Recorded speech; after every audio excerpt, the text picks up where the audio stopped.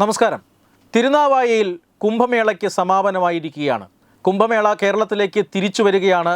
പതിനായിരക്കണക്കിന് ജനങ്ങളാണ് കുംഭമേളയിൽ പങ്കെടുത്തത്. കേരളത്തിൽ കുംഭമേള നടക്കുന്നതിനെതിരെ ആക്ഷേപങ്ങളും പരിഹാസങ്ങളും അത് തടയാനുള്ള ശ്രമങ്ങളും ഒക്കെ ഉണ്ടായിരുന്നിട്ടുണ്ട്, ഭീഷണികളും ഉണ്ടായിരുന്നിട്ടുണ്ട്. ഈ സാഹചര്യത്തിൽ കുംഭമേള അനിഷ്ടങ്ങളൊന്നും ഉണ്ടാകാതെ വളരെ വിജയകരമായി വളരെയധികം ജനപങ്കാളിത്തത്തോടുകൂടി കേരളത്തിലെ ഹൈന്ദവർ ഒന്നാകെ ഏറ്റെടുത്ത ഒരു സംഭവമാക്കി മാറ്റിക്കൊണ്ട് ഇന്ന് അമൃത സ്നാനം നടന്നു. അതിനുശേഷം കുംഭമേള അവസാനിക്കുന്നതാണ് നമ്മൾ കണ്ടത്. ഇനി അടുത്ത വർഷം വരെ കാത്തിരിക്കാനാണ് ഭക്തരുടെ തീരുമാനം.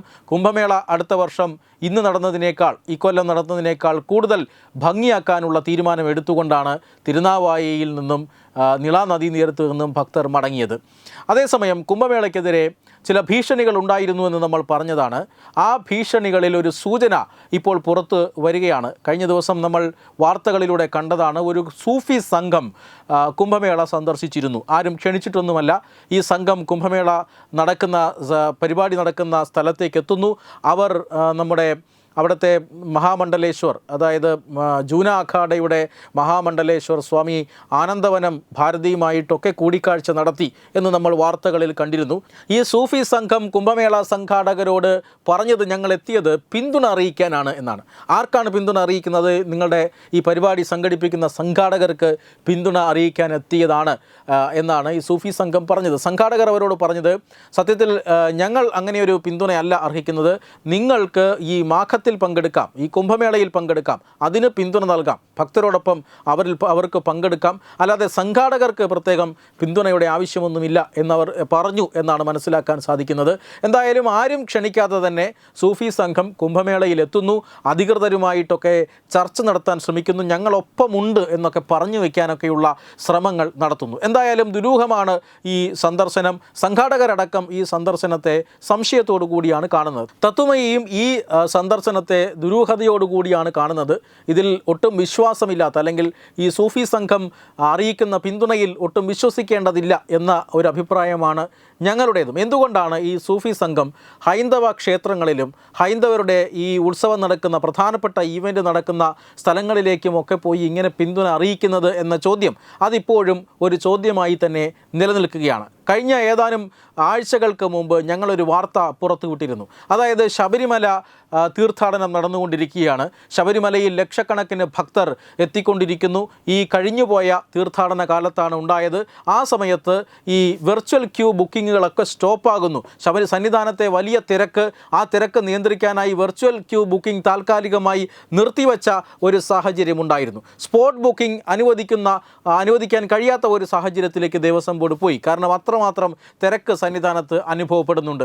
ഈ സമയത്ത് ഒരു 5 അംഗ സംഘം ശബരിമല സന്ദർശിക്കാനായി ഒരുങ്ങുന്നു എന്ന വാർത്ത നമുക്ക് ലഭിച്ചു. സത്യത്തിൽ നമ്മുടെ തത്വമയുടെ ന്യൂസ് ഡെസ്കിലേക്കാണ് ആ സംഘം വന്നത്. ഇവരെല്ലാം മുസ്ലിം നാമധാരികളായിരുന്നു. ഇവർ എന്തിനു വേണ്ടിയിട്ടാണ് വെർച്വൽ ക്യൂ ബുക്കിംഗ് ചെയ്യാൻ ശ്രമിച്ചത്? വെർച്വൽ ക്യൂ ബുക്കിംഗ് ഇല്ല എന്ന് അറിഞ്ഞിട്ടുകൂടി സ്പോട്ട് ബുക്കിങ്ങിനായി അവർ നീങ്ങുന്നു. സ്പോട്ട് ബുക്കിങ്ങും ലഭ്യമല്ല എന്ന് അറിഞ്ഞിട്ടുകൂടി എങ്ങനെയും ആ ദിവസം സന്നിധാനത്തെത്തിയേ അടങ്ങൂ എന്ന രീതിയിൽ 5 അംഗ സംഘം സന്നിധാനത്തേക്ക് അടുത്തുകൊണ്ടിരിക്കുന്നു എന്ന് ഞങ്ങൾക്ക് വിവരം ലഭിക്കുന്നു. ഞങ്ങൾ ബന്ധപ്പെട്ട അധികൃതർക്ക് ഈ വിവരം കൈമാറുന്നു.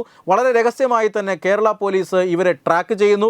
ഇവരെ കൃത്യമായി ഇവരുടെ പിന്നാലെ അയ്യപ്പന്മാരെന്ന രീതിയിൽ കേരള പോലീസ് വേഷം മാറി ഇവരോടൊപ്പം കുറേ ദൂരം സഞ്ചരിക്കുന്നു. ഇവർ പമ്പാ തീരത്ത് വരുന്നു. കുളിച്ച് ഫ്രഷായി അവർ അവിടെ നിന്നും മല ചവിട്ടാൻ ആരംഭിക്കുന്നു. 18ാം പടിക്ക് തൊട്ട് താഴെ വെച്ച് കേരള പോലീസ് ഇവരെ അറസ്റ്റ് ചെയ്ത് നീക്കി എന്നാണ് അറിയാൻ സാധിച്ചത്. പിന്നീട് അതിനെക്കുറിച്ചുള്ള വിവരങ്ങളൊന്നും നമുക്കറിയില്ല. എന്തായാലും ഈ സന്ദർശനവും ദുരൂഹമായിരുന്നു. എന്തിനു വേണ്ടിയിട്ടാണ് ഹിന്ദു വിശ്വാസികളല്ലാത്ത ഇവർ ശബരിമല കയറാൻ ശ്രമിച്ചത്, ശബരിമലയുടെ 18ാം പടി വരെ എത്താൻ ശ്രമിച്ചത് എന്ന ഒരു ചോദ്യം അതിപ്പോഴും ബാക്കി നിൽക്കുകയാണ്. മാത്രമല്ല, നമ്മുടെ അന്വേഷണത്തിൽ നമുക്ക് മനസ്സിലാക്കാൻ സാധിച്ചത് ഇവരും സൂഫി വിശ്വാസികളായിരുന്നു എന്നാണ്. ഇവരെന്തിനു വേണ്ടിയിട്ടാണ് ശബരിമല പോലെയുള്ള ഒരു സ്ഥലത്ത്, തിരക്കേറിയ സ്ഥലത്ത് എന്തിനു വന്നു എന്ന ചോദ്യം അത് വളരെ ദുരൂഹമാണ്. ഇപ്പോഴിതാ കുംഭമേളയും സന്ദർശിച്ചിരിക്കുന്നു. മാത്രമല്ല, അല്പസമയം മുമ്പ് BJP സംസ്ഥാന അധ്യക്ഷൻ രാജീവ് ചന്ദ്രശേഖരനെയും ഇവർ കണ്ടിരുന്നു. ഈ സംഘം കണ്ടിരുന്നു. ഈ പോകുന്ന സംഘങ്ങളെല്ലാം ഒരേ ആളുകളാണോ എന്നറിയില്ല. എന്തായാലും ശബരിമലയിലെത്തിയ സംഘമല്ല കുംഭമേളയ്ക്കെത്തിയത്. ഏത് സംഘമാണ് BJP സംസ്ഥാന അധ്യക്ഷനെ സന്ദർശിച്ചത് എന്നും അറിയില്ല.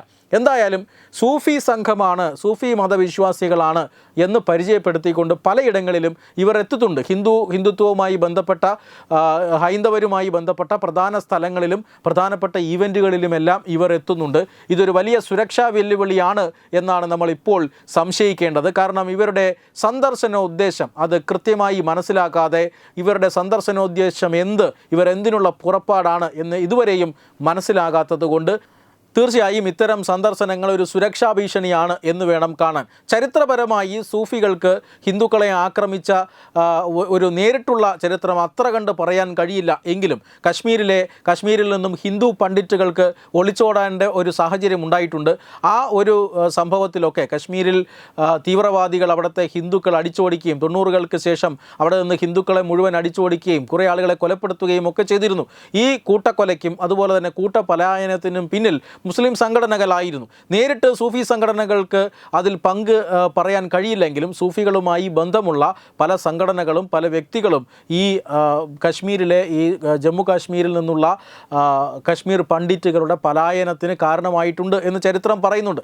ഇങ്ങനെ ഈ രീതിയിൽ പലതരത്തിലുള്ള ഹിന്ദു വിരുദ്ധ പ്രവർത്തനങ്ങൾക്ക് നേതൃത്വം നൽകിയിട്ടുള്ള സംഘങ്ങളിൽ സൂഫികളുമുണ്ട്. അതുകൊണ്ട് തന്നെ മറ്റുള്ളവരിൽ നിന്ന് അല്ലെങ്കിൽ തീവ്ര മുസ്ലിം മതവിഭാഗങ്ങളിൽ നിന്നും വ്യത്യസ്തമാണ് ഇവരുടെ പ്രവർത്തനങ്ങളെന്ന് നമുക്കിപ്പോൾ അംഗീകരിക്കുക നിവർത്തിയില്ല. മാത്രമല്ല സൂഫി സംഘങ്ങളാണ് എന്നവർ പരിചയപ്പെടുത്തുക മാത്രമേ ചെയ്യുന്നുള്ളൂ.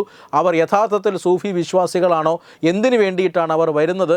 ശബരിമലയിൽ ധർമ്മശാസ്താവിൻ്റെ ദർശനം തന്നെ ആയിരുന്നു അവരുടെ ഉദ്ദേശം. കുംഭമേളയിൽ സ്വാമി ആനന്ദവനം ഭാരതിയെ കണ്ട് പിന്തുണ അറിയിക്കുക മാത്രമായിരുന്നു അവരുടെ ഉദ്ദേശം. ഇപ്പോൾ BJP സംസ്ഥാന അധ്യക്ഷനെ അവർ കണ്ടത് എന്തിനാണ് എന്നിങ്ങനെയൊക്കെയുള്ള ചോദ്യങ്ങൾ അത് ഇപ്പോൾ ദുരൂഹമായി തന്നെ തുടരുകയാണ്. എന്തായാലും ഇതൊരു വലിയ സുരക്ഷാ ഭീഷണിയാണ് എന്ന് വിലയിരുത്തേണ്ട സാഹചര്യമാണ് നിലവിലുള്ളത്. Web desk Tatwamayi news. Brought you by Kerala AIDS control society. HIV/AIDS സംബന്ധമായ സംശയങ്ങൾക്ക് 1097 എന്ന 24 മണിക്കൂറും പ്രവർത്തിക്കുന്ന ടോൾ ഫ്രീ നമ്പറിലേക്ക് വിളിക്കുക. വാട്സാപ്പിലും ഫേസ്ബുക്കിലും ഒക്കെ സ്റ്റാറ്റസ് അപ്ഡേറ്റ് ചെയ്യാറുണ്ടല്ലോ. HIV സ്റ്റാറ്റസോ HIV പിടിപെടാനുള്ള സാഹചര്യങ്ങളിൽ കൂടി അറിഞ്ഞോ അറിയാതെയോ കടന്നു പോയിട്ടുണ്ടാവാം. എന്ത് തന്നെയായാലും മുൻകൂട്ടി പരിശോധിച്ച് HIV സ്റ്റാറ്റസ് അറിയൂ.